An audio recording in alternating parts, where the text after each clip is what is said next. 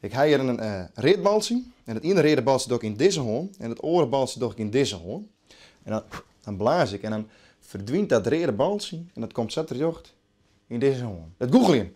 Nou, dat is begonnen als een lieds jonkje. Dat bij de Jiddisch visite een kaarttrucje hier betocht. Of eigenlijk een beetje van internet al geleerd. En dat moest natuurlijk, de Jiddisch visite, die moest dat natuurlijk van mij zien. Nou, en toen begon het kriebelen. En toen ik begreep dat ze het net terughielden, dat ik wel meer wil laten zien. Dus zo ben ik nog steeds meer gaan googlen. Zodra ik op de bühne sta en ik zie dat meesten op mij gericht binnen. En dat ik die meesten een glimlach kan betoveren. Want dat is uiteindelijk de grootste Google-truc. De meesten een glimlach betoveren. Ik draai van die rode baltjes. En dan ben ik goed opletten hoeveel baltjes ik in deze hoorn stap. Het eerste rode baltje, dat gaat namelijk in mijn jasboezem. Zo. Het andere rode baltje, dat gaat namelijk in mijn hoorn. En het laatste rode baltje, dat gaat weer in mijn jasboezem. Nou, het publiek antwoordt altijd dat ze denken dat ik één in mijn hoorn heb. Nou, dat denk ik, begin we opnieuw, want je hebt het net goed, want ik heb ze alle drie nog steeds in mijn hoorn. Die huid is net een googelen. Mijn huid is net een googelen, nee. Althans, ik dacht vroeger wel dat ik googelde, maar dat wie wat anders. Nee, mijn ouders zijn allebei wel hardwerkers. Mijn mem is wel een ondernemer, dus daar heb ik zeker wel wat karakteristieke ondernemerseigenschappen van. Dat ik wel graag dingen zelf mooi opzetten. Maar zij binnen net in het Google Entertainment ben zij net bekend. Nou, het leuke is, ik kan in het ene uit het log in één keer een logje pakken. En dat logje kan ik ze oerplaatsen en ik kan ze oergooien. En ik kan het ook opeten. Net lekker. Dan kan ik ze in mijn eer zeggen, hop, zo eruit. En dat kan ik, hup, zo, op je stropdas. En hup, oké, nog een lachje. Hoe komt het aan die trucs dan? Want je moest elke keer weer wat nice hebben. Ja, die keep ik op. Want ik heb wel eens proberen om zelf wat te mooien, maar het slaagt mij net altijd heel goed. Dus dan gaat de beurs weer op en dan ga ik naar het Limburg, daar hebben ze een Google winkel. En die helpt mij altijd heel erg goed met het aanschaffen van nieuw materiaal en nieuwe trucs. En ik hoe dat kist brengen naar het publiek.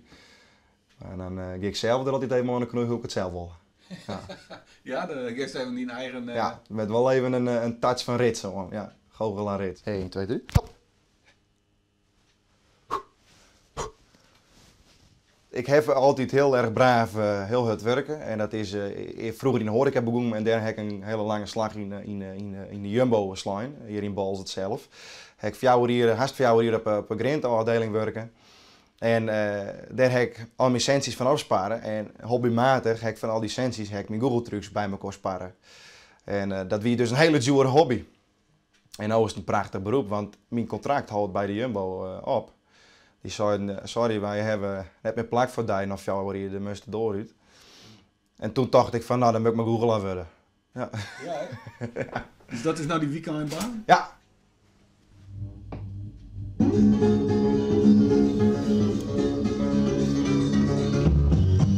Well, I quit my job down at the car wash. I left my mama a goodbye note. Dit is mijn hobbyruimte, mijn mancave om het zo te beschrijven.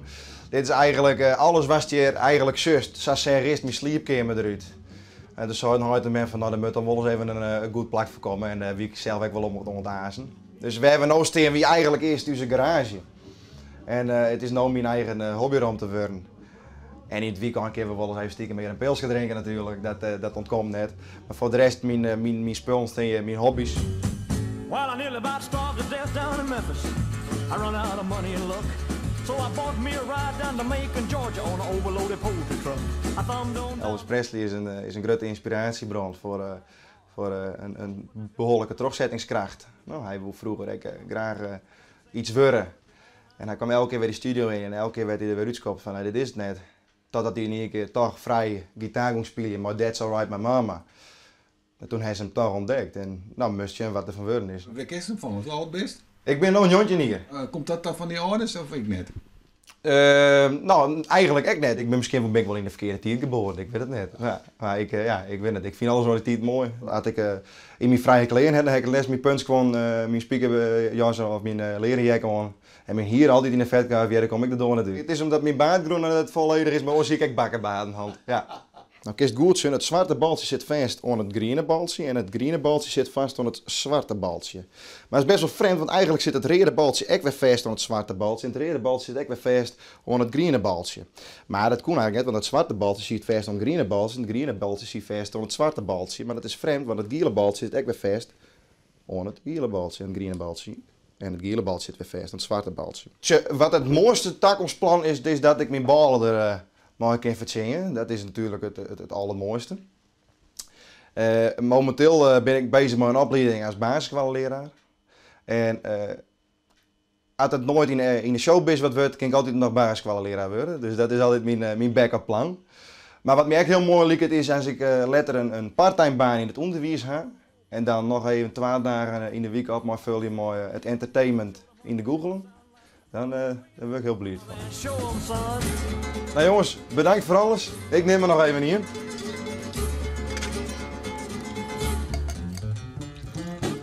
En ontzin hè? Oh! Proost.